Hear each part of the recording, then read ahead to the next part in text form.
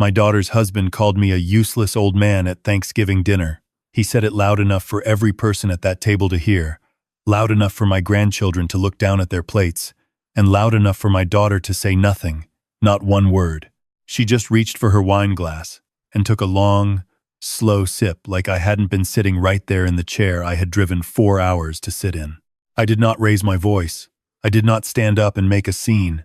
I folded my napkin, placed it on the table beside the untouched sweet potato casserole I had brought from home, and I looked at my son-in-law across the table with the same steady eyes I used to look at subordinates who needed to be reminded of their rank. His name is Derek. He is 41 years old. He has soft hands and a firm opinion of himself, and he has spent the last 7 years treating me like an inconvenient piece of furniture that my daughter dragged into his house and forgot to return. But before I tell you what I did next, let me tell you who I am. My name is Gerald. I am 66 years old. I spent 22 years in the United States Army as a civil engineer. I built bridges in places that don't appear on maps most people ever look at. I came home, started my own structural engineering firm, grew it for 18 years, and sold it for enough money to retire quietly and comfortably. I live alone in a house I own outright in Asheville, North Carolina. I garden, I read. I call my daughter every Sunday morning without fail because that is what a father does. What a father does not do is sign over his savings account to a man who calls him useless at the dinner table he bought. That conversation at Thanksgiving was not the beginning. It was the ending of something I had been too patient to admit was already broken. For 3 years, Derek had been laying the groundwork with small bricks. He called my stories boring at family events. He talked over me to his friends about finance and cryptocurrency as if I were a decoration on the wall. He started calling me Jerry, which no one in my life has ever called me, because he knew I hated it and he liked the small power of it. He told my grandchildren that Grandpa's ideas were from another century. He told my daughter that I came to visit too often, that I was too present, too involved, that healthy families maintain distance from their parents. My daughter, Carolyn, is 40 years old. She has her mother's eyes and her mother's inability to hold a difficult conversation. Her mother passed 8 years ago from pancreatic cancer.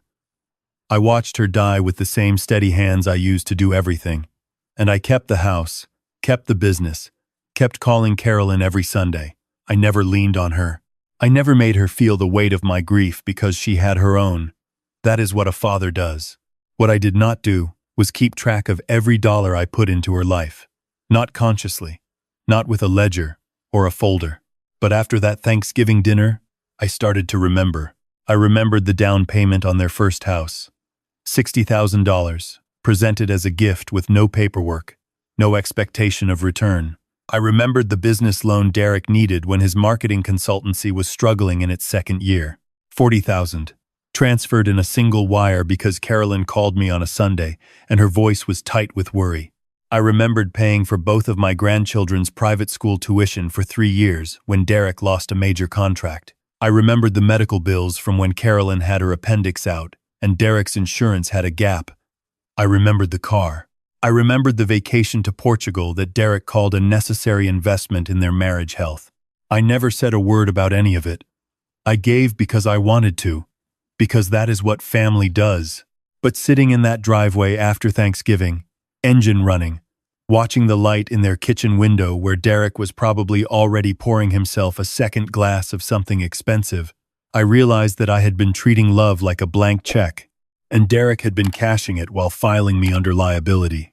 I drove 4 hours back to Asheville with the radio off. I have a friend named Patterson. He was my JAG officer in the Army and has been a practicing estate attorney for 30 years. I called him the next morning at 7. He picked up on the second ring, which is why I have kept him as a friend for 40 years. I told him about Thanksgiving. I told him about the money. I told him about the document Carolyn had emailed me 2 weeks earlier that I had not yet opened because I told myself I would deal with it after the holiday. Patterson told me to open it while he stayed on the line. It was a 17-page financial power of attorney and estate management transfer. It would give Derek, listed as primary agent, full authority over my accounts, my property, my investment portfolio, and all healthcare decisions in the event of what the document called diminished capacity. The document had been prepared by a law firm in Charlotte. It was professional. It was thorough. And it had been sent to me with a note from Carolyn that said, "Daddy, we just want to make sure you're protected. Derek and I talked it over and we think this is the right thing. Love you." Patterson was quiet for a long moment. Then he said, "Gerald, do you know what diminished capacity means in the context of this document?" I said I had a fairly clear idea. He said, "It means Derek gets to decide when you've lost your edge. And once that determination is made, he controls everything." I sat at my kitchen table with my coffee going cold and looked out at the garden I had planted from scratch the year I retired. I thought about the money. I thought about Carolyn's voice on that Sunday call 3 years ago. I thought about the quiet way Derek always left the room when I talked about my finances. The small, careful way he would redirect conversation toward topics like estate planning and making sure things are in order whenever I visited. I thought about how he had started calling Carolyn directly, bypassing me whenever he needed something, as if he had determined that I was the obstacle and she was the point of access. I thought about what Patterson had just told me about the law firm in Charlotte. "Patterson," I said, "who prepared this document?" He gave me the name of the firm. "Do you know them?" I asked. He was quiet again. Then, "Gerald, that firm does a lot of work in elder financial abuse cases, not on the victim's side." I stood up. I went to the window. The garden was dormant, but the bones of it were solid. I had built the raised beds with my own hands, leveled the ground, laid the stone paths. It would outlast me by decades if someone maintained it. Nobody was going to maintain it on my behalf. I spent the next 2 days making phone calls. Not to Carolyn, not to Derek. I called my financial advisor, my accountant, and my bank. I called the attorney who had drafted my own will and trust documents. I told each of them the same thing. "I need you to pull everything we have on file, and I need you to tell me exactly where I stand." What I found out over those 2 days added several new layers to a story I thought I already knew. Derek's consultancy, the one I had quietly rescued with $40,000, had not recovered. It had been dissolved 8 months ago and re-registered under a new name with a different address and a silent partner whose name I recognized from the financial section of the Charlotte Observer. The partner was a man named Whitfield. Patterson told me Whitfield had a reputation for buying failing businesses, extracting their remaining value, and walking away. Derek was not building something. He was being used as a vehicle by someone who knew how to drive other people's failures. The private school tuition I had been paying had stopped going to the school 14 months ago. The school had records of tuition paid in full from a different account. Carolyn's personal account, funded by transfers I did not recognize. Mine had been going somewhere else. I had given Carolyn the tuition money directly, in good faith, as I always had. And then there was the insurance. Patterson's contact at the Charlotte firm pulled a record that made me sit down very slowly in my kitchen chair. Derek had taken out a life insurance policy on me. He was listed as beneficiary. The policy had been opened 6 months ago. The premiums were being paid from a joint account that had my name on it as an authorized user, an account I had not opened and did not know existed. I am a civil engineer. I understand load-bearing structures. I understand what happens when the ground beneath a foundation is not what the survey claimed. I understand the moment when you stop looking at the surface and start looking at the bones, and the bones are wrong. The bones here were very wrong. I called Patterson again. I did not cry. I stated the facts in the order I had discovered them, the way I would brief a commanding officer. When I finished, he exhaled slowly. "Gerald," he said, "this is not a family having a difficult conversation about estate planning. This is a coordinated effort to position you as a financial asset." "I know," I said. "You understand what I'm suggesting." I understood. I had understood since 2 mornings ago when I sat in the driveway with my engine running. I had just needed the days to confirm it. I asked Patterson to do 3 things. First, I wanted every joint account I had not personally opened frozen and audited within 48 hours. Second, I wanted my estate documents revised immediately, removing Carolyn from her current position as primary beneficiary and replacing her with a charitable trust in my late wife's name. Third, I wanted a letter sent to Derek's attorney informing them that I had retained counsel and that the power of attorney document Carolyn had sent was not going to be signed, now or ever. Patterson said, "Gerald, Once we send that letter, they'll know you know. I said, good. Let them know I know. He sent it that afternoon. Carolyn called me that evening at 6:17. Not on a Sunday, on a Wednesday at 6:17, which had not happened in 3 years. I let it go to voicemail. She called again. I let that go too. Then my phone showed a call from a number I didn't recognize with a Charlotte area code. I answered. It was Derek. He did not start with pleasantries. He said, Jerry, I think there's been a misunderstanding. Carolyn is very upset. Whatever Patterson told you, he's not seeing the full picture. I said, which part of the picture would you like to clarify for me, Derek? There was a pause, the careful kind. We're just trying to look out for you, he said. You're getting older. You're alone up there. Things happen. We wanted to make sure there was a plan. I said, there is a plan. I made it this week. Is there anything else? Another pause. Then his voice dropped the warmth it had been performing and went flat and businesslike, which I appreciated. At least it was honest.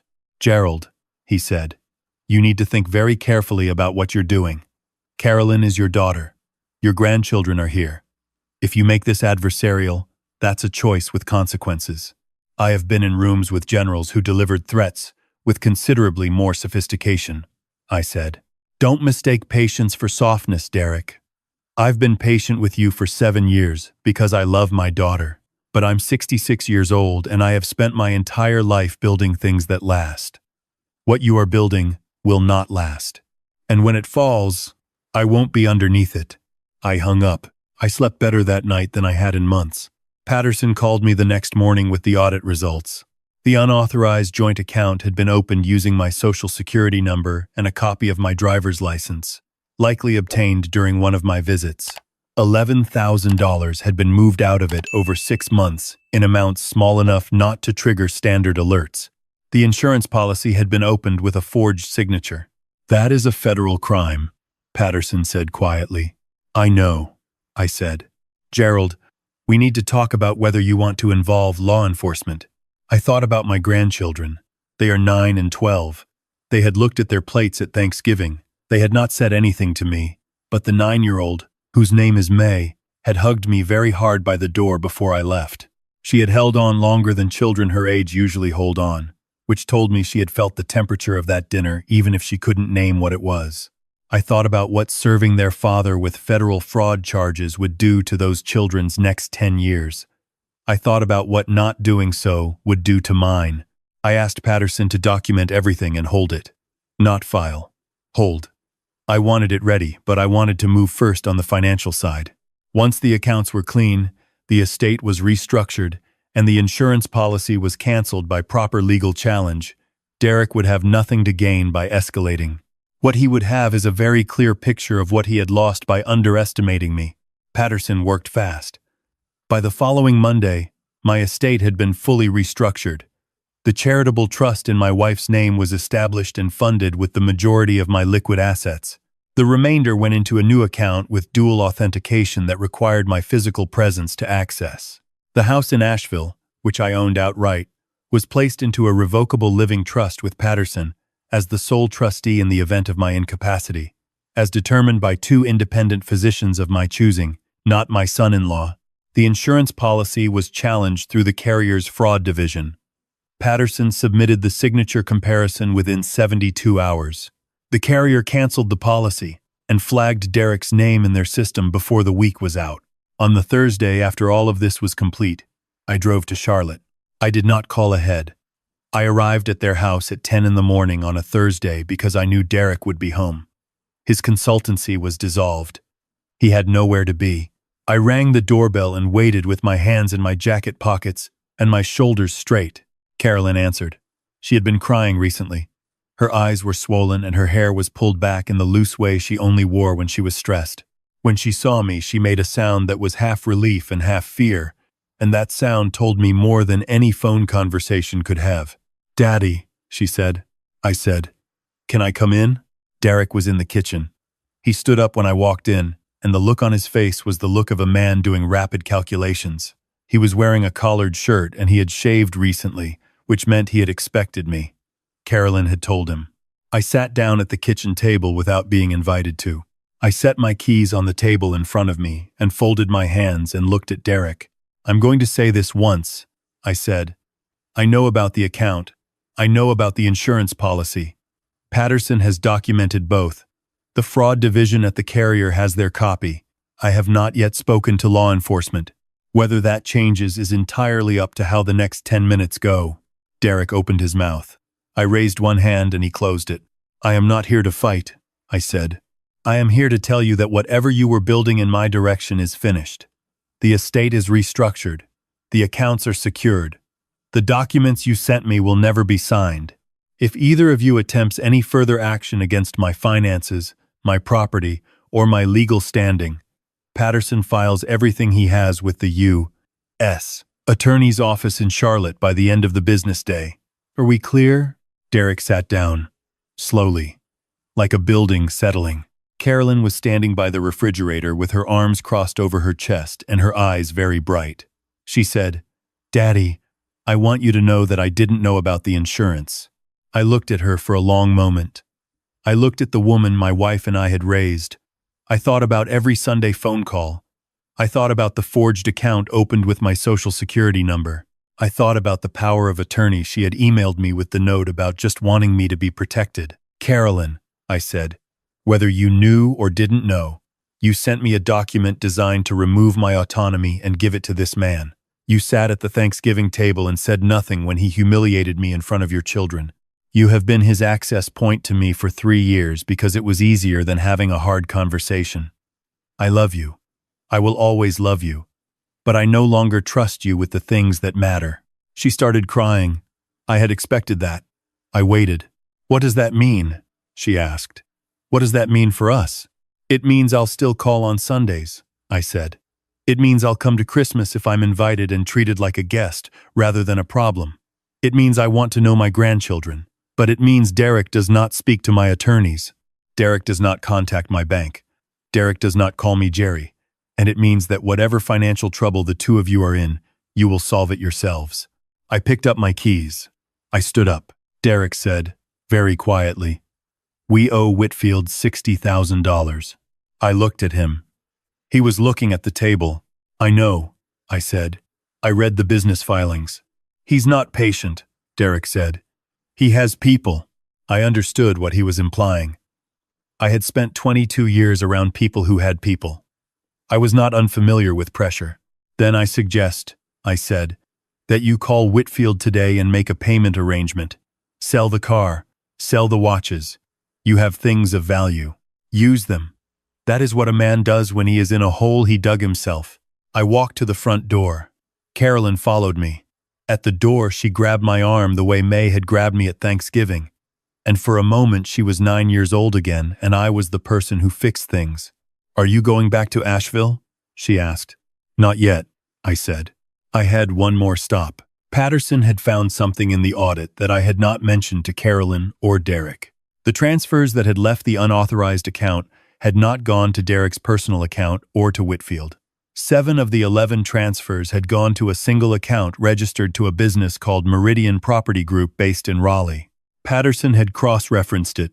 Meridian Property Group had 2 principals. One was a real estate investor I didn't recognize. The other was Derek's brother, a man named Curtis, who had been in and out of civil court for the last decade on various financial disputes. Curtis had been using Derek as a pass-through. Derek had not been the architect of this.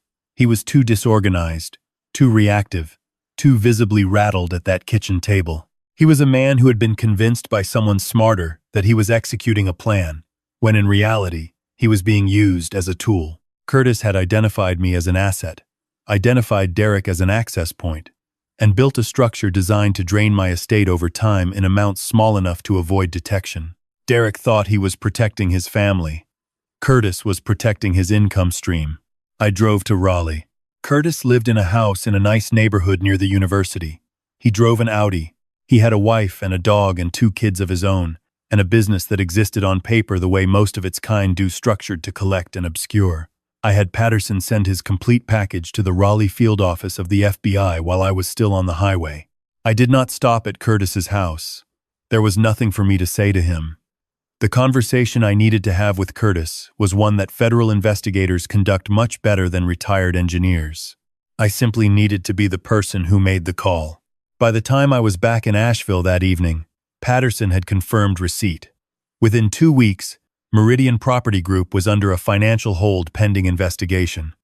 Curtis's accounts were frozen.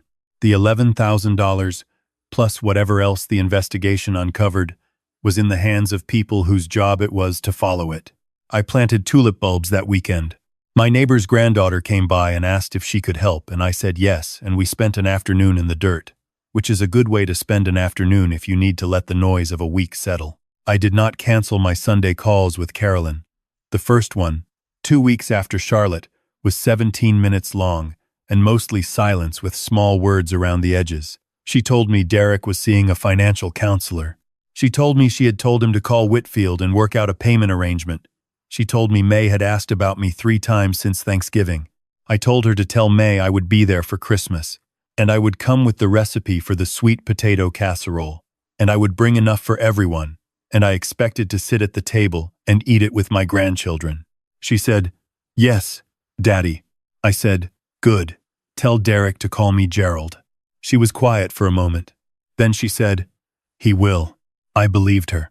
Not because Derek had changed. People like Derek don't change direction easily, but because the structure had been made clear to him.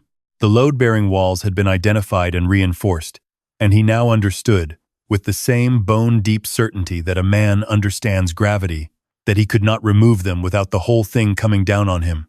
I have built bridges over rivers in places where the ground shifts every season. The secret is not to fight the movement. The secret is to engineer for it, to build something flexible enough to hold, rigid enough to matter, and anchored deep enough that no amount of current can pull it loose. I learned that in the Army. I applied it for 18 years in my firm, and at 66 years old, sitting in a garden I built from scratch in a house I own without debt, I applied it to the only structure that matters more than any bridge I ever built. My dignity is load-bearing. You can't remove it and expect the rest to stand. If someone in your life has been quietly moving the furniture while you weren't looking, stop being polite about the mess. You built the house. You know where the walls are, and it is never too late to remind them of the blueprints. Hit that like button and subscribe to Voice of Old Man for more stories from those of us who still have something to say.